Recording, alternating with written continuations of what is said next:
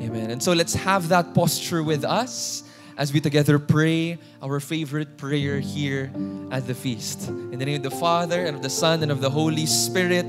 Amen. Let's pray this together. Today, I receive all of God's love for me. Today, I open myself to the unbounded, limitless, overflowing of God's universe. Today,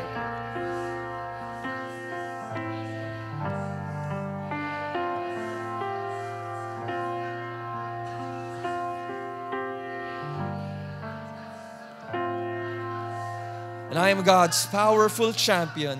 And because I am blessed, I am blessing the world in Jesus' name. Amen. Let's sing to His word. Thy word is a lamp unto my feet and a light unto my path. Let's give Him the praise. Hallelujah.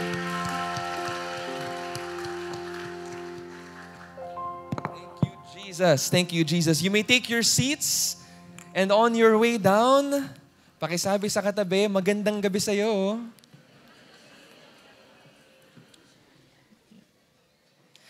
Thank you for being here tonight at Feast Makati Salcedo. Alam ko na umuulan, no? At pag umuulan, mahirap laging bumiyahe. At alam ko na magpapasko na. At pag magpapasko na, nagta-traffic pa. At alam ko na marami sa inyo may pasok pa bukas, and yet you chose to be here. You chose to be here to listen to God's word. You chose to be here to worship. And I am happy that we are gathered here together. Pwede pakisabi sa katabi, thank you for being here. I also want to thank those of you who are watching this online for joining us here. Ipagdasal nyo kami at ipagdadasal rin namin kayo. And let's get ready for God's word. Yes? So before we start off, I would like to introduce myself. For those of you who might not know me yet, hello, my name is Mon. Can I get a hi, Brother Mon? And I was invited by your builder, your leader, Brother Jan Silan, who went to Indonesia for a conference. So nandun siya, nag-serve siya for a week. And I believe he will be back tomorrow morning. No, so next week, he will be back here. Kaya for now, he has invited me to join you. Right? So I am not Brother Jan Silan. You know, I cannot grow facial hair. Not for a lack of trying. Hindi lang talaga lumalabas. But all the same, I am here with you tonight as we continue on our series going through the letter to the Ephesians. The title of our series is No Longer Strangers. Can everybody say No Longer Strangers? And the title of our talk is God Wants Real Unity. Can everybody say real unity? And that has been one of the themes na pinag-uusapan natin. This is the fourth talk of this series. And one of the themes is unity. No, pagsasama-sama, pagtutulungan, pagkakaisa. You know? Kaya paulit-ulit natin ito pinag-uusapan at patuloy natin ito pag-uusapan in the coming Tuesdays that we will be gathering together here at the feast. And I want to start this off by asking you a question. Okay, a very simple question. And the question is this. What is the opposite of love? Ayan na. Right?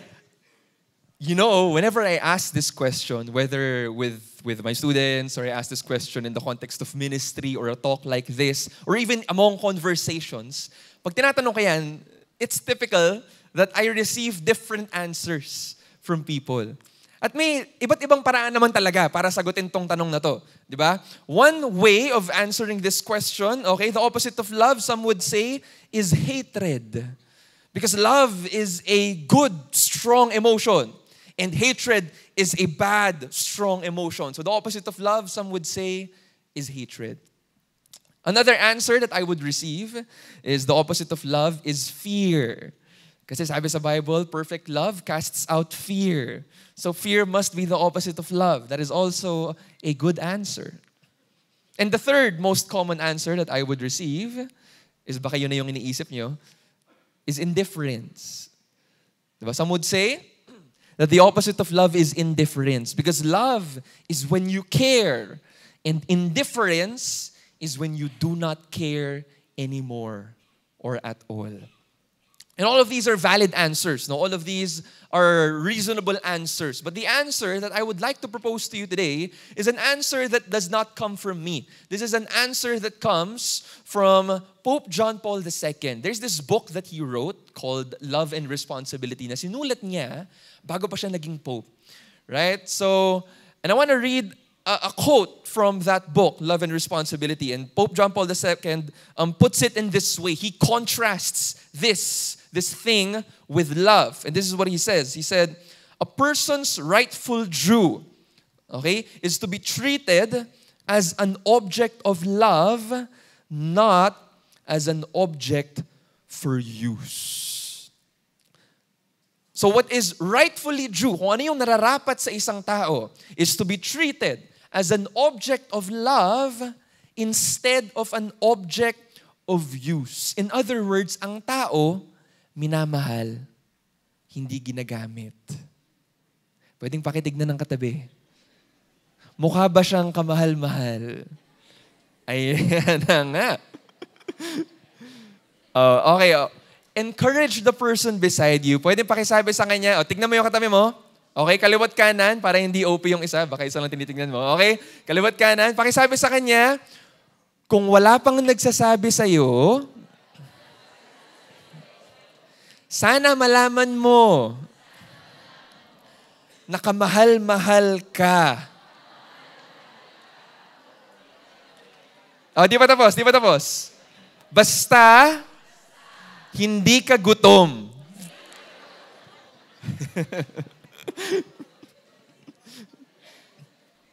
Ang tao minamahal, hindi ginagamit. Right? And these are three ways of distilling, okay, this idea of love versus use. Number one, let's see it here on the screen.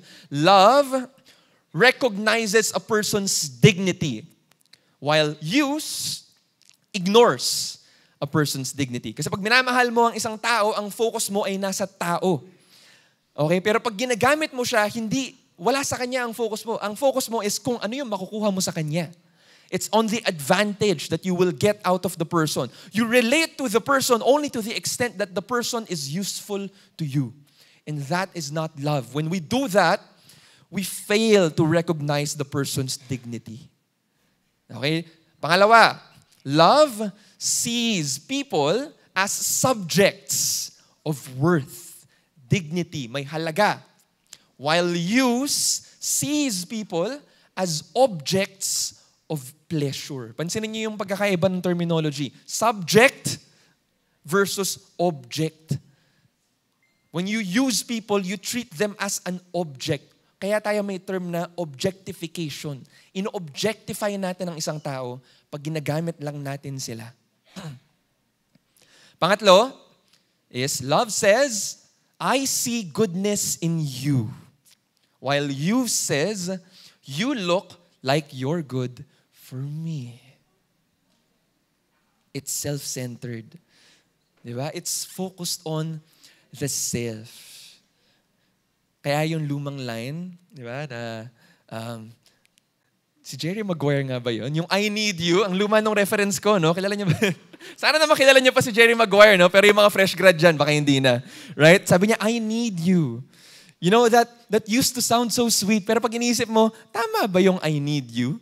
Kasi pag sinabi mong I need you, the focus is on me. Ako ang may kailangan. And so I want to ask you this important question for tonight as we have our discussion on Talk 3, no? Are you a lover or are you a user?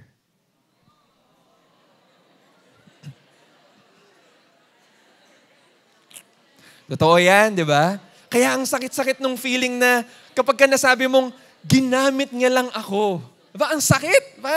Ang bigat.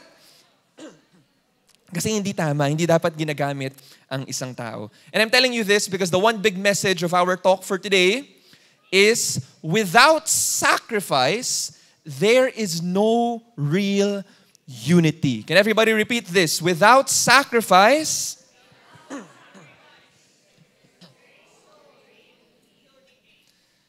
We can talk about unity all day. In fact, unity is such a good slogan. Kasi sino bang kukontra sa unity? Ang ganda-ganda ng unity, di ba?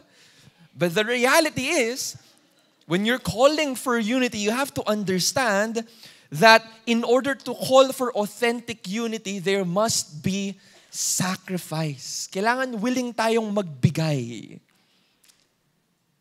And here's what I'm gonna tell you. No. If you're a user, mas madaling kumuha.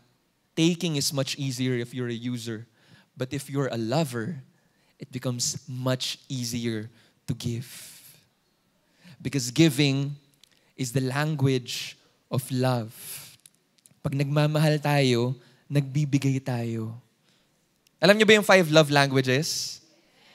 Right? Ano yung 5 love languages? Meron tayong food. Ay, hindi pala. Hindi pala kasama yun. Physical touch. Words of affirmation. Acts of service. Quality time. Ano yung isa? Gifts. Yung gifts talaga yung nakalimutan ko. Kasi yun yung list sa akin eh. Right? All of these things are just different ways of giving. Bibigay ka ng oras. Bibigay ka ng regalo. Bibigay ka ng effort. Bibigay ka ng kind words. Bibigay ka ng affection. These are just different ways of giving. Because the language of love is giving. The language of love is generosity. Lahat ng nagmamahal ay nagbibigay. Kahit hindi lahat ng nagbibigay ay nagmamahal. So far, we've been going through our series, diba? Talks 1, 2, and 3. Let's see it here on the screen. God has a plan. God has a house. God has a family. And now talk 4 is God wants real unity. Itong buong series na to, meron tayong 6 talks. How many? 6. So nandito na tayo sa kalahati. Right? At mahalaga yan, because the way that Paul wrote the letter to the Ephesians is with a certain design. Can everybody say design? The first half of the letter to the Ephesians informs the second half of the letter to the Ephesians. The first half is all about this. If you look at chapters 1 to 3, it talks about our identity, who you are in Christ. It talks about what God has done. Basically, okay, long story short, it talks about the Father's plan for salvation fulfilled by the Son that we receive through the Spirit. Kung hahanapin niyo yun, yung Father, Son, and Spirit, nandun yun sa chapter 1 pa lang. Right? Kaya God has a plan. That's what we talked about in the first part of this series, because we believe that God has initiated something. God has started this entire movement. Right? And because of what Jesus has done for us on the cross, now we are called toward a new life. A new life as individual persons, tayo mismo, as we are healed, as we are restored, as we are forgiven, and as we also learn to forgive others. Pero new life together as a community, kasama rin yun. Right? And that is what the second part focuses on. So ang first part is who you are in Christ. Yung second part, chapters 4 to 6, is how to live like it. Specifically, how to live like it within the context of a community. Can everybody say community? Mahalaga yan. Right? Community tayo. Hindi tayo solo-solo lang. Hindi tayo nag-iisa lang. That's very important. And Paul begins this second portion, chapter 4. He begins it by writing this. Let's see it on the screen. Verse 1. I then, a prisoner for the Lord, urge you to live in a manner worthy of the call you have received. Pansinin nyo, yung response to live in this manner, okay, is from the call you have received. Ibig sabihin, natanggap mo na. Natanggap mo na yung calling ni Lord. Magre-respond ka na lang. Yung salitang yan, then, right, it follows na meron siyang pinanggalingan. Okay, meron siyang pinagsimulan. You don't start sentences or you don't start ideas with then or therefore. Diba? Usually, meron niyang pinanggalingan at dahil doon sa pinagbabasihan mo, therefore, this new reality is, well, it's here now. We're going to live it out. Right? What Paul is about to say here in chapter 4 and onward flows directly from what he has proclaimed prior. And that's very important. Because too often, we get this backward. Nababaliktad natin siya. Ang message ni Paul is, this is who you are in Christ. This is what Jesus has done. Therefore, you live in this manner. That's the message. Pero tayo, ang mindset natin minsan is, I need to live in this manner so that I will be loved by God. Kailangan ko magpakabait para makapunta ako ng heaven. Lord, how can you love me when I am so unworthy? As if naman, yung love ni Lord sa'yo is based on your worthiness. Do you think you needed to earn God's love for you to receive it? Napabaliktad natin siya. Right? And that is not the gospel. Because the gospel begins with God. It's God's initiative. It's God who loves. It's God who takes the first step, makes the first move. And we, in turn, we respond. If we get it backward, that doesn't sound like the gospel. That doesn't sound like God. That sounds like Santa Claus. Diba? Are you naughty or nice? You have to be nice. Because if you're naughty, God's not gonna give you, Santa is not gonna give you a gift this Christmas. Diba? Ganyan ang logic ni Santa Claus. But if you're nice, Santa is going to give you a gift. Kung may budget yung parents mo, makakatanggap ka ng gift. Right? That's the logic of Santa Claus. That is not the logic of God. Right? Napabaliktad natin yun usually when the truth is that our lives are a result of what God has already done. Tapos na. Ginawa na ni Lord. Sinimulan na ni Lord. And we respond. Right? This new life that we are being called to is a response. Can everybody say response? Another way of putting this is in this manner. No? We live differently. We change for the better, not in order to be loved, but because we already are. Mahal ka na ni Lord. Okay? Hindi mo kailangang magbago para mahalin ka ni Lord. Mahal ka na ni Lord. At yung pagmamahal ni Lord ang magbibigay sa iyo ng lakas para magbago. Para magpakabuti. Para maging bagong tao. Sabihin ko sana, bagong anyo eh. Pero parang iba yung dating nun. Bagong anyo. Para maging bagong tao. Pwede pakitignan ng katabi. Sabihin mo, bago ka. Now, dahan-dahan lang sa pagsabi. Baka mamaya. And so for this talk, as we talk about the introduction to the second half, I want to share with you 3 messages. How many? 3 messages from this portion of the letter to the Ephesians. Message number 1 is this. Spiritual change will manifest in your relationships. Kung lumalapit ka kay Lord, okay, parte niyan is kung paano naapektuhan yung relasyon mo sa mga kaibigan mo, sa pamilya mo, sa asawa mo, sa anak mo, and so on. Let's read. Let's have it here on the screen. So right after verse 1, yung susunod na sinabi ni Paul, verse 2, with all humility and gentleness, okay, mahalaga yan, with patience, bearing with one another through love, striving to preserve the unity of the Spirit through the bond of peace. Let's pause there for a while bago tayo mag-proceed. Okay, let's just focus on this. Striving to preserve the unity of the Spirit through the bond of peace. Saan nagsimula si Paul? Nagsimula si Paul sa humility and gentleness. Pwede pakitignan ng katabi ulit? Mukha ba siyang humble? Alam nyo, kanina ko pa kayo sinasabihin, tignan ng katabi. Pag may tinatanong ako, tinatawanan nyo eh. Diba? Oh, ito pa. So, one more. Mukha ba siyang gentle?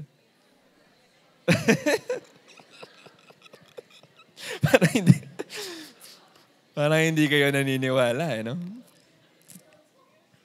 I want to share with you something about gentleness. Because usually we associate gentleness with weakness. Diba? If someone is too gentle, ibig sabihin, hindi niya nilalakasan, hindi niya dinidiinan. Okay? It's weak. If someone is gentle, we associate it with a person who is weak. But I want to share with you something that happened mga 2 years ago. So there was a time during the pandemic na tumira kami sa Laguna, kami ni Katia, my wife. So tumira kami sa Laguna, and nung nasa Laguna kami, kasi bahay, mas maluwag, at nasa bahay naman lahat, so hindi problema yung travel back and forth. That was our setup. And so we have a dog. Can we see it here on the screen? Si Toby. Nalabas din yan. Okay, so we have a dog. Ayan, si Toby. Hindi yan sa Laguna. Baka sabihin nyo, ang ganda naman ng bahay nila, brother mo. Hindi namin bahay yan. Airbnb yan. And so, si Toby is a half Japanese Spitz, tsaka half Pomeranian. So, maliit lang siya. Ganito lang siya. Okay, kaya ko siyang buhatin ng isang kamay. Ganon siya kaliit. Ganon siya kagaan. Okay? And si Toby, has been with us ever since kinasal kami, ever since the start. At nung time na nasa Laguna kami, meron kaming kapitbahay na mayroong golden retriever. Okay? Si Toby, ganito. Yung golden retriever, ganito. Okay? In terms of body mass, 5 times. Siguro more. Right? 5 or 6 times ni Toby yung golden retriever. So malaki ang size difference. At yung mga time na nalabas namin si Toby, either maglakad sa subdivision or pumunta sa park kasi merong park sa loob ng subdivision. At merong few times na nakasabay namin yung mga big dogs. Okay, merong few times na nakasabay namin yung big dog like si Bailey, the big golden retriever. Right? At yung mga big dogs, mahilig sila maglaro sa isa't isa. Unfortunately, si Toby, ayaw niya sa ibang aso. Okay, mahilig siya sa tao pero ayaw niya sa ibang aso. Manang-mana sa amo. Pero basically, there was a time na naglalaro-laro sila. Now, this didn't happen dahil nga hindi ayaw makipaglaro ni Toby. Pero imagine this, no? Imagine if si Bailey, who is a golden retriever, the big dog, starts playing with Toby, who is little. Laro sila. Alam mo naman mga larong aso, di ba? Magulo yan. Takbuhan, harutan, ganyan. Okay? I want to ask you this question. If a big dog and a small dog, si Bailey at si Toby, if they were to play with each other, sino sa kanila yung kailangan maging gentle? Is it Toby? Does Toby need to be gentle? Or is it Bailey who is the bigger dog? Si Bailey, di ba? Bakit? Siya yung bigger, therefore, siya yung mas malakas. Pwede niyang masaktan si Toby. And I'm telling this to you because like I said, no, usually when we think of gentleness, we associate it with weakness, with not being strong enough. But here's the truth. It's Bailey who needs to be gentle, not Toby, because Bailey is stronger. In other words, only the strong can be gentle. We've got it the opposite way around. You don't need to be gentle if you are harmless. You have something within you. You have power within you. You have a strength. And that strength can be used to help people or to harm people. And precisely because that strength can be used to harm people, that is the reason why we need to be gentle in our relationships. Not because we're being weak, but exactly because only the strong can be gentle. Ikaw, strong ka ba? Or nagpapastrong ka lang? Hindi mo kailangan magpa-strong dito, ha? Okay lang yan. Lumapit ka kay Lord. Hindi problema yan. I want to go back. No? Message 1, like we mentioned a while ago, spiritual change will manifest in your relationships. Can everybody say relationships? And so it means na as you are growing closer to the Lord, kailangan, kasama dun sa response natin is umu-okay din yung mga, or hindi naman umu-okay, pero kumbaga bumubuti tayong tao sa mga nasa paligid natin. Right? You can be the most religious person in the world. You can pray 3 hours a day kasi matagal yung traffic. You can read the Bible cover to cover 5 times a week. Dami mong oras. You can confess to 3 priests at the same time. Okay, ganun ka kahuli, ganun ka ka-religious, and so on. You can be the most religious person in the world, but if your relationships are a wreck because of your pride, because of your arrogance, your self-centeredness, then something is wrong with your spirituality. Hindi tama na lumalapit ka kay Lord, pero lahat ng tao lumalayo sa'yo. Something's wrong. Right? So, may disconnect. Hindi siya dapat ganun. Right? I'm not saying that everyone will accept you. In fact, many people will reject you the moment you start following Jesus. That's not what I'm talking about. What I'm talking about are the relationships, at least the select relationships that we have in our lives that we can nurture. Okay na pwede nating alagaan. Kasama dun yung pamilya natin, yung kaibigan natin, kasama dun yung community natin. Unfortunately, there are many people in the church who are like that. We're very devout, very religious, pero ang sama-sama ng ugali. In fact, may naiisip ako ngayon. Pero ayoko na i-share kasi baka kilala niyo. A part of this comes from this misunderstanding, no? Kasi there's this idea that, a pretty recent idea, of having a personal relationship with God. Narinig niyo na ba yun? Right? May mga tao na in their evangelism efforts, they will ask, do you have a personal relationship with God? Diba? Personal relationship with God oftentimes is taken to mean as ikaw mismo, diba? Have you placed your trust in God? Have you placed your faith in God? And a personal relationship with God is important. Can everybody say important? Mahalaga ang relationship with God. Right? Ang personal relationship with God. However, too often, we can misunderstand what it means to have a personal relationship with God. A personal relationship with God is good. Okay? But, your relationship with God, even though it is always personal, it is never isolated. Personal siya. In the sense na dapat totoo siya sa'yo. Okay? Personal siya in the sense na dapat honest ka, na dapat sincere ka, na hindi mo lang siya ginagawa kasi nape-pressure ka, hindi mo lang siya ginagawa kasi ito yung ginagawa ng pamilya natin since I was born. Like, hindi, personal siya in the sense that you are invested. You are personally invested in your relationship with God, but it is never, ever isolated. When God calls you, He calls people alongside you.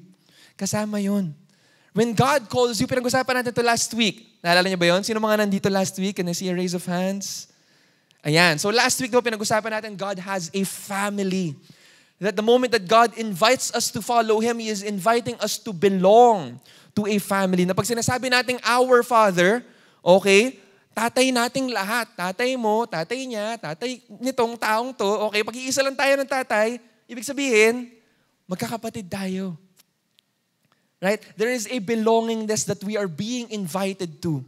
And a part of that is what it means to be a part of a community. The truth is this. In your walk with Christ, you need a community. But also, a community needs you. Kasi pag na-part ka ng community, hindi lang ikaw ang may benefit. Pag part ka ng community, kung ano man yung tinanim ni Lord sa puso mo, umuusbong yan. At maraming taong nabibless din along the way. Kasama yun. May purpose sa'yo si Lord. Pwede pakisabi sa katabi, may purpose sa'yo si Lord. Kaya huwag ka magsulo. Minsan ganyan tayo. Rereklamo tayo. Parang pasan-pasan ko. Ang bigat ng buong daigdig sa aking mga balikat. Lord, bakit? And I can just imagine the Lord telling you, sino pa nagsabi, buhatin mo lahat yan? Mag-isa? Ikaw lang naman nag-i-impose niyan sa sarili mo? Alam niyo yung linya na, God won't give you something you can't handle. Narinig niyo na ba yun? Diba? Kung hindi mo kaya, hindi yan ibibigay sa'yo ni Lord. I believe that's true, in a certain sense. But I also believe that in another way of thinking about it, in another sense, sometimes, God does give you something that you cannot handle so that you learn to ask for help. Sometimes, God gives you something that you cannot handle alone. Amen? Palakpakan naman naman si Lord.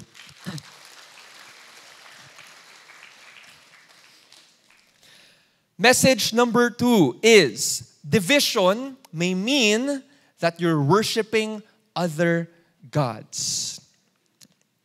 Division may mean that you're worshiping other gods. Let's see the passage that comes next. So this is verse 4, picking up immediately after yung sinabi ni Paul kanina about unity, humility, and gentleness. Paul says, one body and one spirit, as you were also called to the one hope of your call, one Lord, one faith, one baptism, one God and Father of all, who is over all and through all in all. Ano napansin nyo? In-underline ko na. Ang daming one. Right? Those are a lot of ones. And that language is intentional. You have to remember, yung original audience ni Paul is iba compared sa setting natin today. Ngayon, kung Kristiyano ka, you pretty much accept that there is one God. Right? That's the assumption of most people. During their time, most of the people were pagans. Right? Meaning, hindi siya, ano tawag dito? They were polytheists. They believe in multiple gods. At itong mga pagan gods na to, territorial yan. Kaya kung papansin nyo, kung alam niyo yung world history nyo, the Egyptians had their own gods. The Greeks had their own gods. The Babylonians had their own gods. The Romans had their own gods. It's territorial. Kasi usually, yung isang lugar, meron silang mga deity. Okay, meron silang mga Diyos. At sa kanila, okay lang yun. That can coexist. Kasi nga polytheist eh. So kung meron tayong mga Diyos, for example, itong grupo na to, we worship Zeus. Narinig natin, balita ako sa Egypt, worship nila si Ra. Alam mo yun? Yun yung God nila. Okay lang. It doesn't mess with the way I view the world kasi polytheists naman tayo eh. Maraming Diyos. Right? It just so happened na ito yung Diyos namin, ito yung Diyos nyo. At ang perspective during their time is, when one nation defeats another, ibig sabihin nun, mas malakas yung Diyos namin kaysa sa inyo. Matalo kayo. So dalawa yan. Either the old gods will be replaced by the new gods, or the old gods will be assimilated. Dinadagdag sila dun sa pantheon. Dun sa collection nila ng lahat ng mga deities. Right? That was the perspective during that time. Along came ancient Judaism and Christianity. Because Christianity started proclaiming all of a sudden na hindi totoo yan. There is only one God. There is only one Lord. Now suddenly, lahat ng mga tao na okay lang sa kanila mag-coexist na maraming ibang Diyos, etong mga to, sinasabi, so ano sinasabi mo na yung Diyos namin hindi totoo? So yan na, tension. Right? Because the belief of Christianity is we have only one God. And it is from that belief, from that claim, that Jesus, the one God, the Son of God, hindi natin siya pwedeng idagdag lang sa kung sino man yung list natin ng pagan entities. Okay, Jesus is not God number 5,674.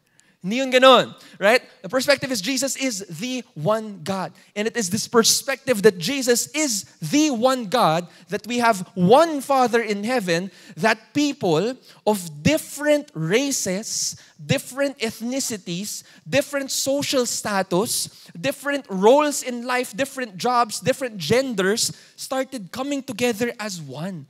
Suddenly, yung mga Diyos-Diyosan, hindi na siya territorial.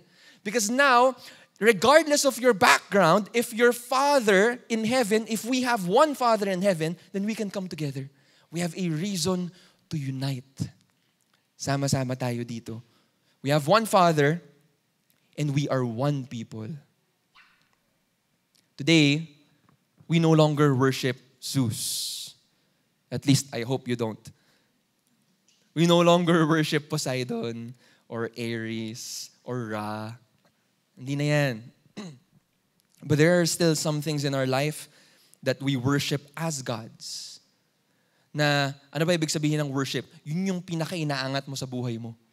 Yun yung rason mo kung bakit ka nabubuhay. Yun yung basis mo na decision-making mo. Yun yung highest value in your life. That is worship. Worth-ship. Whichever thing you give the highest worth in your life, that is what you worship. Anong mga wino-worship natin today? Salapi. Posisyon. Diba? Or minsan, a false understanding of love. Pleasure. And when we start worshiping these other things that are not God, that is when we start using people. That's why I started with that. That love is the opposite of use. And I don't think it's hard for us to imagine, no, of someone worshiping, they might not say it this way, pero for them, pera ang pinakamahalagang value sa buhay nila. And in their pursuit of money, they use people. It doesn't matter to them how many people they step on, how many people they take advantage of. Because for them, justified yun, okay lang yun. Because I'm trying to attain this more important thing. I don't think it's hard for us to imagine people who are like that. In fact, napapanood natin sila sa hearings. Joke lang. And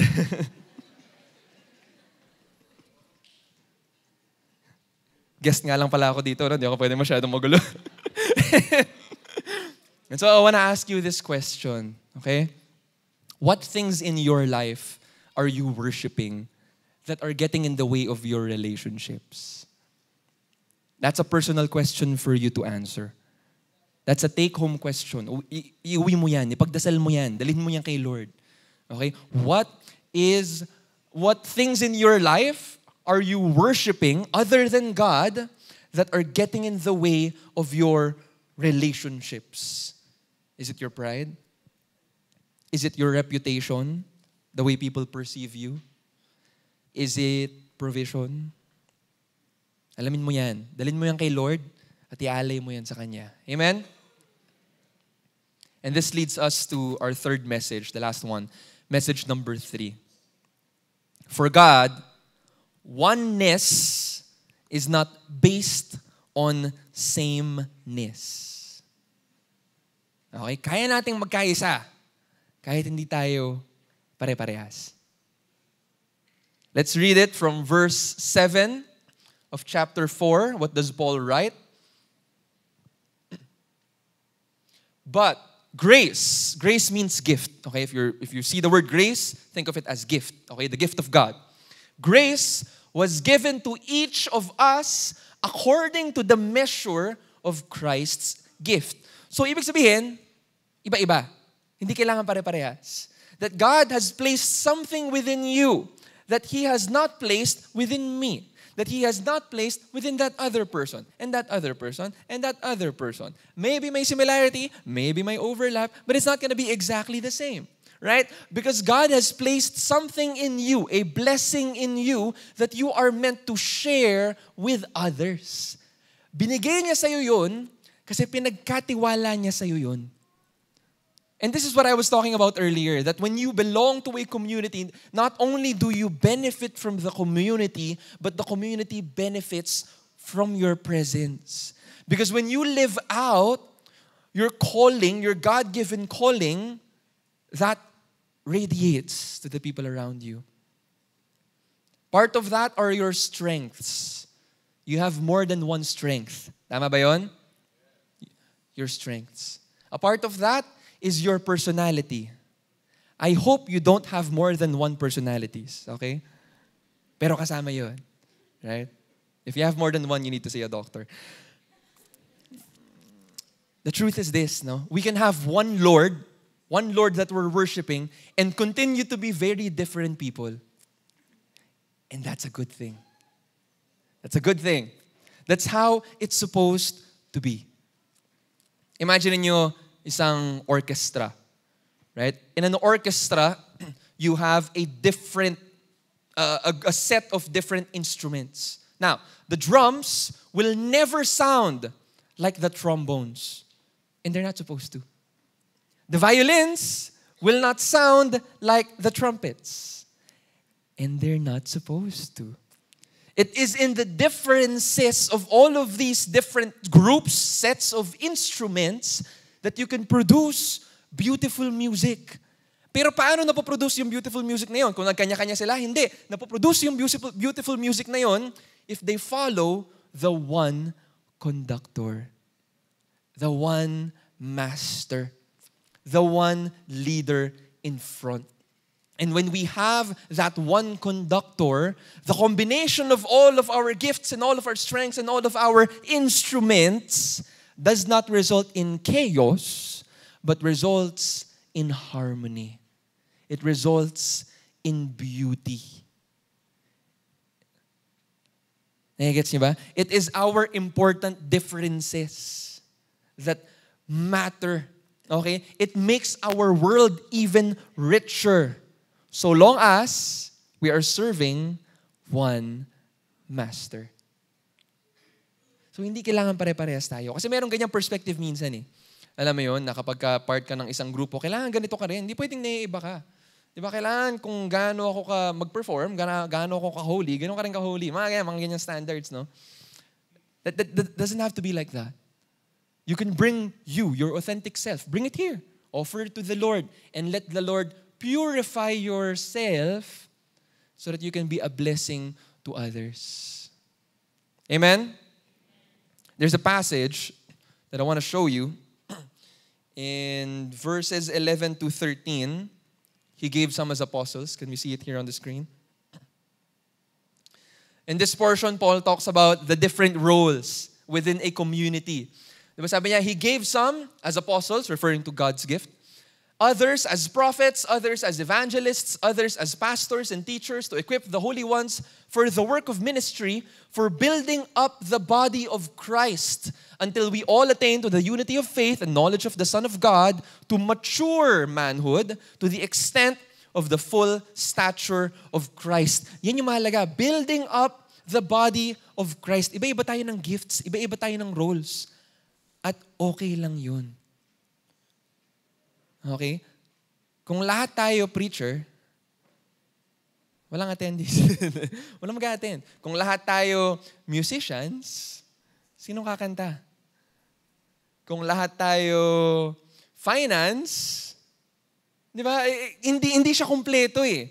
Meron tayong iba-ibang roles, at yung roles na yun nagbabago minsan. Right? Ngayon, I am here preaching in front of you. Next week, I won't be. And that's fine. That's okay. Right? So long as we are fulfilling our different roles based on the gift of God that He has placed within us, okay lang yun. Hindi kailangan pare-parehas tayo. In fact, maganda na magkakaiba tayo. Kasi yung pagkakaiba-iba natin, pag pinagsama-sama natin yan, para yung collage. Right? It forms something even more beautiful. What I want to tell you is, alam mo, kilalang kilala ka ni Lord. Too often we can have this, we have this often unspoken desire to be known and to be loved. Makilala at mahalin. Ibigin ng tunay. Think about this, no? If nag-attend ako ng concert, sabihin natin, mag-isip nga kayo ng artist. Sinong artist pwedeng attend na concert? Ana?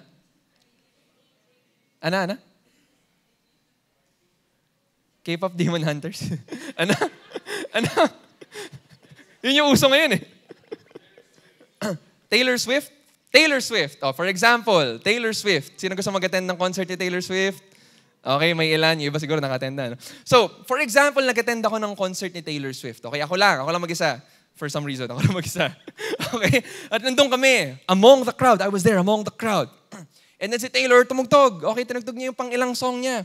And then sabi niya, Philippines! Kunwari, umabot siya sa Philippines, no? Kasi hindi naman siya umabot sa Philippines. Sabi niya, Philippines! Manila! Ganyan. I love you!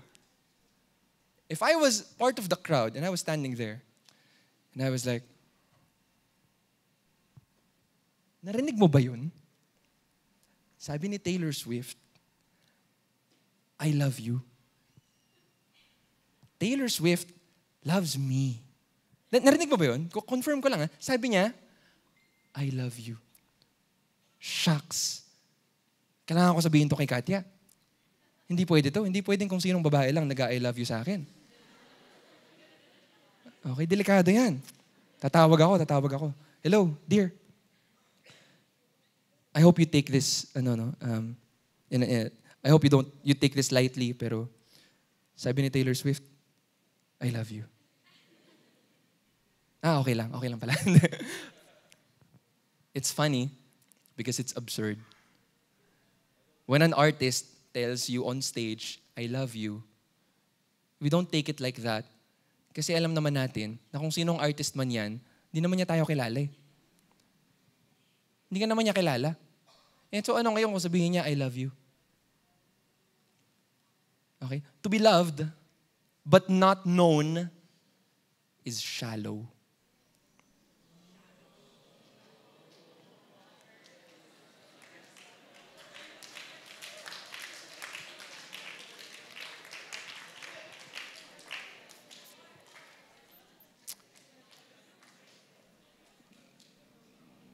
The opposite, kulang din yun. To be known and not loved. Kapag may nagsabi sa'yo, alam mo, kilalang kilala kita, at sigurado akong hindi kita gusto.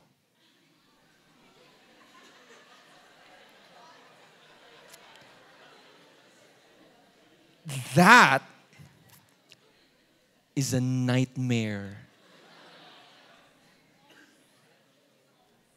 And so our desire is to be fully known and fully loved.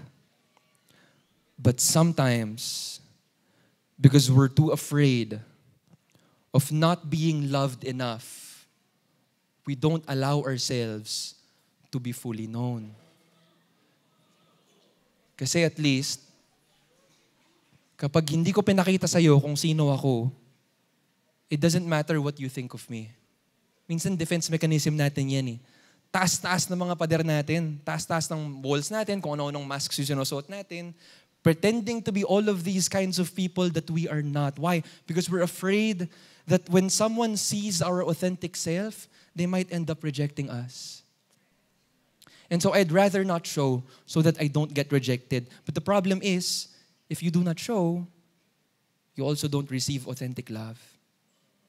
The same walls that we put around ourselves to protect us from being hurt can be the same walls that keep us from being loved. And the good news is this. Ready na ba kayo sa good news?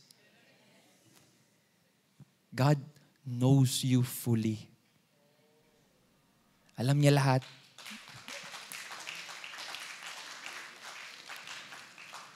Everything that there is to be known about you, God knows it. Lahat ng mga sama ng loob mo, lahat ng mga tinatago mong sekreto, at lahat ng parte ng katawan mo na may libag. Alam niya lahat yun. And yet, He loves you anyway. And yet, He chooses to be present in your life. God is not afraid of you. You might be afraid of God. You might be afraid of you. But God is not afraid of you. And so when you approach Him, make sure you bring your whole self. Can I invite you to stand?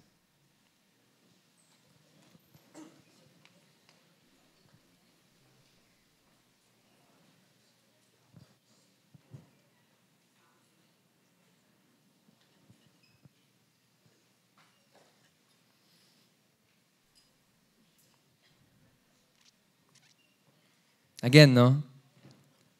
Without sacrifice, there is no real unity. We've talked about our relationships. That's message 1. We've talked about the God that we worship and how we're not supposed to be worshiping anything other than God. And we talked about our gifts. Iba-iba tayo ng gifts. Binigay sa atin ni Lord. All of that, all of those are important. Nung bago ako, nung mas bata pa ako, I used to have an insecurity with my personality. Kasi I felt like I was too introverted. I'm not social enough. I don't connect easily with people. I'm very awkward kapag kausap ako ng mga tao, face to face. Matapang ako pag nasa stage ako. Sinasakin yung mic eh. Joke lang. But I'm a very awkward person.